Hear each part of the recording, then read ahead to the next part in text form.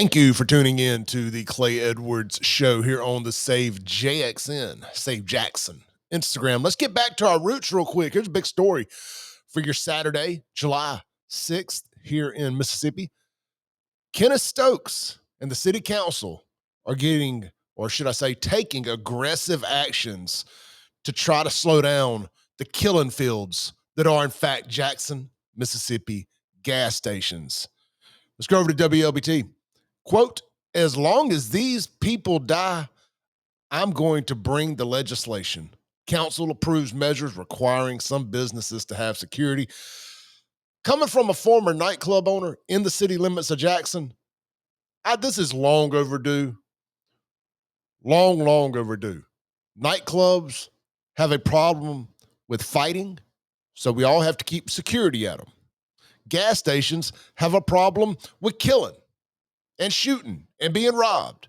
They should have security at them. It's a nature of the beast. It's where you decided to locate. It's the type of products you decide to sell in a bunch of these places.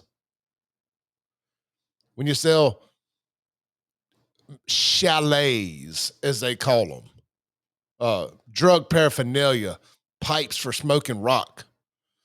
When you sell dime bags for selling dope. When you sell digital scales, single cigarettes, single cigarillos. Now, I have no problem with people selling all of these things.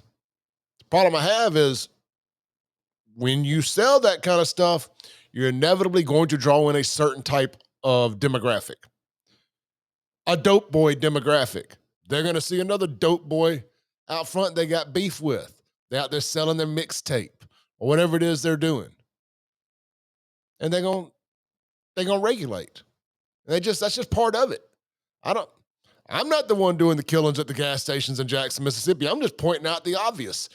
Every other homicide in Jackson appears to happen at a gas station in Jackson. I have a famous line. I'll say it here just to get it out of the way before we take a look at this story.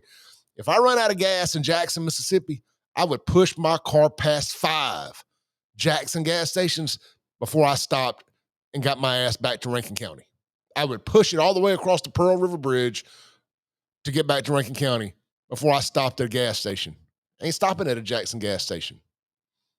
It's not the gas stations I had the problem with.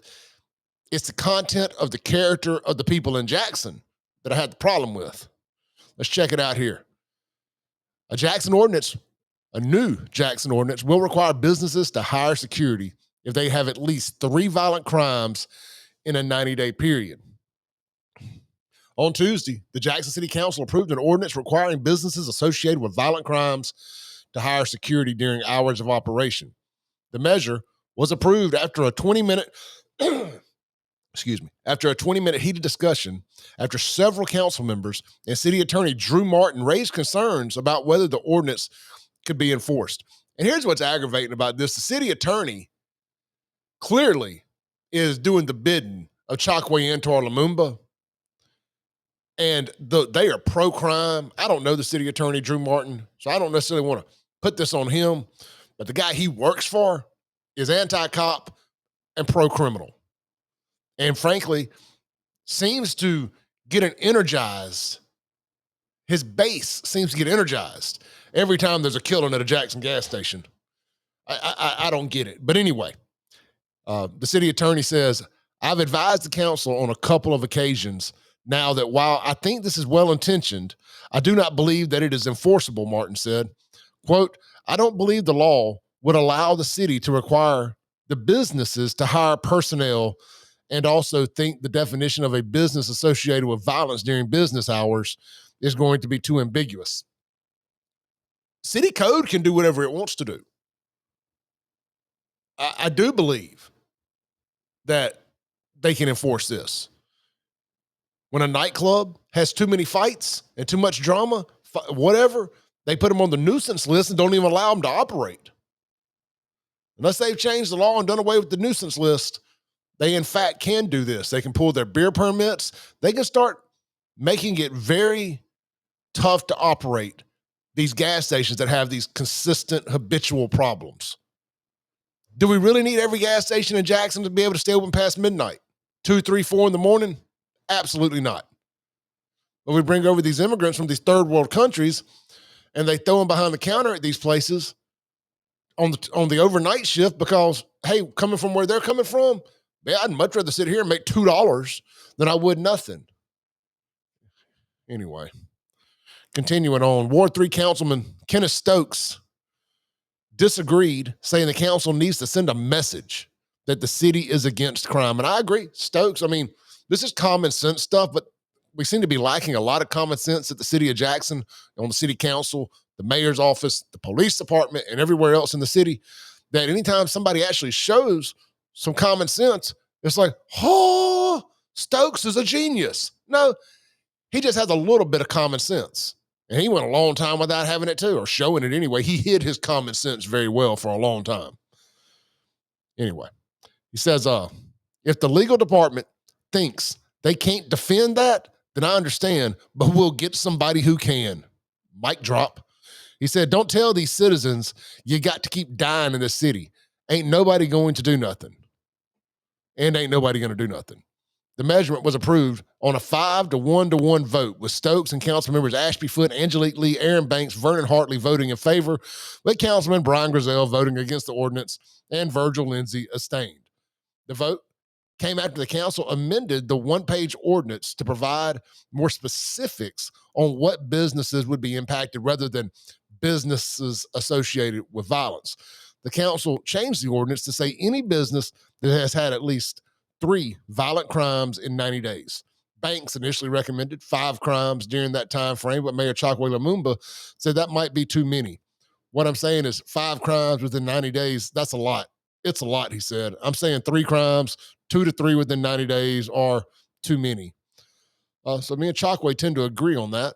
Lindsay suggested putting the item back in the Public Safety Committee because we do not have time to sit here and dissect this line by line today. Banks said the item was held over from a previous meeting, and there had already been a request for the city attorney's office to bring forward any suggestions. Quote, it's rolled over to the time of adoption. So I'm trying to get it in place where it's healthy enough to be passed and to have a good legal grounding, he said. I don't want council members to feel like if something goes up for introduction, and I know you're busy, I'm not trying to slight you. I'm just trying to get it into a place. Martin said he'd be happy to sit down with Stokes to discuss the ordinance further, saying the first time he saw it was the first time it was on the agenda 2 weeks ago. That's a lie. They've been talking about this for a long time. If the city attorney, if this is his first time seeing it, he should probably watch the news more and listen to Stokes. Let's see here. Martin said he'd be happy to sit down with Stokes to discuss the ordinance further. Okay, we already read that. Continuing on. We've been doing that with Councilman Lee. We've done it with Councilman Hartley, he said. I think there's a way to address the issue he's trying to address and do it in a legal way that we can defend and have confidence that our police can enforce it, he said. Stokes also rejected holding off on the vote, saying putting it back into the committee would be akin to killing it. Quote, if legal wanted to do something with this ordinance to help stop these killings, they would have had a companion ordinance, which they do not have. That ain't nothing but fluff that you tell the new and green people, he said. We can vote, Mr. President. I'm ready. If it dies, it dies, but we'll keep fighting. The ordinance will go into effect in 30 days, pending an appeal to the Hinds County Circuit Court. Sorry for all the clunky reading. A lot of people down on the city council don't speak great English. They speak in Ebonics, and frankly, it's just kind of hard to read because the words go together in a way that does not always make sense. But that's neither here nor there. That's one of the reasons I moved out of that third world hellhole at times. So Jackson gas station may get a little safer. Look, none of this crap's going to matter. They'll find somewhere else to start killing each other, or they'll kill the rent-a-cops that they got out there. These people don't care. I do like a show of force. I like a show of authority. And we'll see. But frankly, you know, I know, he knows, she know, everybody know. It's the content of the character that is the problem in Jackson, Mississippi. It ain't nothing else. There's a lack of character in Jackson, Mississippi. Otherwise, people wouldn't be killing one another at industrial strength rates at Jackson, Mississippi gas stations. Tune into the Clay Edwards Show every Monday through Friday, 7 a.m. to 9 a.m. I hope everybody's had a safe, fun, enjoyable Independence Day weekend. It's been a long one. I'm ready to get back to work on Monday. That's why I decided to make a video on Saturday. I enjoyed Thursday and Friday with the family. Go enjoy the next 2 days with the family, but definitely ready to get back, boots on ground, working to save Jackson. Y'all stay blessed. Peace out. Be sure to, again, download the podcast, hit like, hit share wherever you're watching this. It goes a long way, helps us beat the algorithm, helps get real news to the front of the line. ClayEdwardsShow.com for more information.